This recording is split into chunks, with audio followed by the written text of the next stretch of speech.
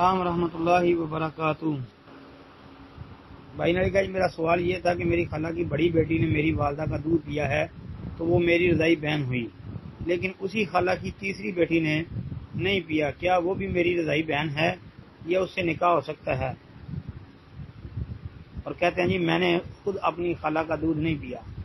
محترم بھائی، جس بہن نے یعنی جس لڑکی نے آپ کی خالہ کی جس بیٹی نے آپ کی امی کا دودھ پیا ہے وہ واقعی آپ کی رضائی بہن ہے، لیکن جس نے نہیں پیا یعنی جو تیسری بیٹی کا آپ ذکر کر رہے ہیں اس نے دودھ نہیں پیا تو وہ بہن نہیں ہے، اس کے ساتھ آپ کا نکاح جائز ہے، کیونکہ آپ نے کہا کہ میں نے بھی خالہ کا دودھ نہیں پیا، تو ٹھیک ہے آپ کا اس کے ساتھ نکاح ہو سکتا ہے۔